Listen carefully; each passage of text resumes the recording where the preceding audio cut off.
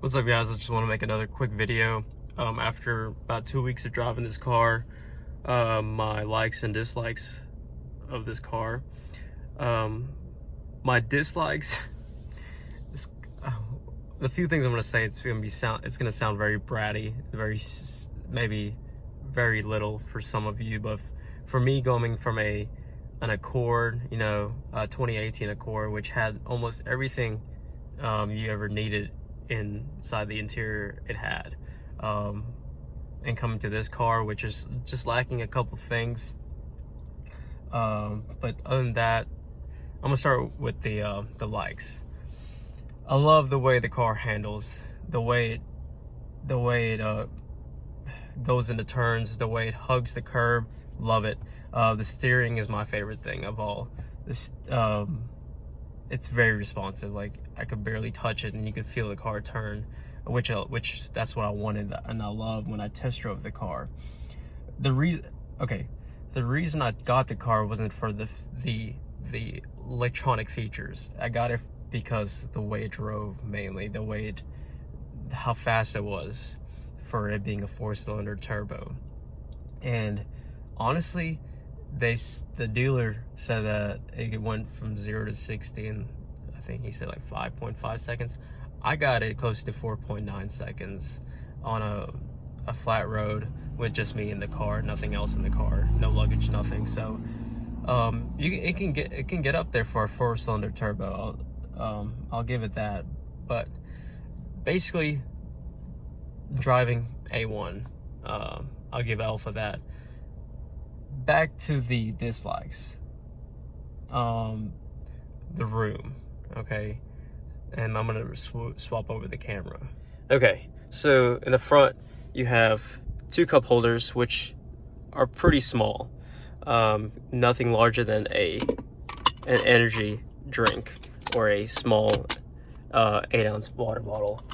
There is, I'll put my quotation marks out there, there is a small, tiny cup holder. I don't know what can fit in there. Hey, a little alcoholic shot, I don't know, but honestly, that's just for show. If I need to put more drinks, or if I have more drinks, I have to go to the back, get the cup holder, and put it in there, and then kind of reach back there and get it. So the size of the cup holders, and the space in this car is very tight, which is okay. I knew that going into it, but after a while, you're like, yeah, no big deal. It kind of starts becoming a big deal when more than you is sitting in the car, and so there's that. Second thing is, I'm gonna move over here. Okay, so in the Accord, I'm going to compare it to the Accord and Hondas, because that's all my family drives, Hondas and Acuras. When you turn on the cruise control, it stays on. But in this car, every time you get in the car, you have to turn on the cruise control, or the cruise function, which is weird. Second thing is the set button. You know how, okay, just to say, I set the speedometer at 60 miles per hour. I had to slow down. And then, in some cars I could press upwards and it goes back to the 60 miles per hour speed I set. The speed gets reset to what it was originally. This car, no.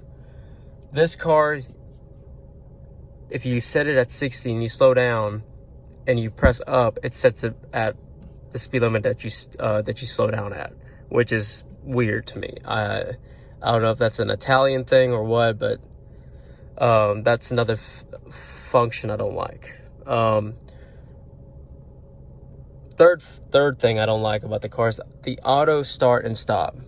Every time you have to stop it, you have to actually manually press it. There's no way of just turning it off completely, and that's annoying. So every time I get in the car, I have to remember to turn it on before leaving, and if I don't, well, the feature turns on and then the car stops at the stop, or whenever you stop, which, okay, it's saving fuel, but at the same time, I hate it. I just hate it. Let's see. Fourth feature, this is gonna sound so stupid, but it's a big deal for me because I wear sunglasses, is, you know, a lot of cars, you have a place where you can put your sunglasses in up here. Well, this car doesn't have anything.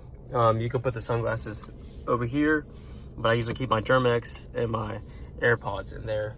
But recently I just been putting it in here, which is fine, but I really miss that small little thing that was in my Accord.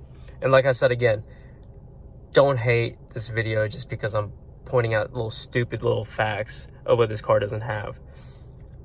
I love this car. If I had to give it an overall grade, driving A+, interior quality B+, interior space, I would say C+ to B, C+ to B-, somewhere around that range. Infotainment system, great.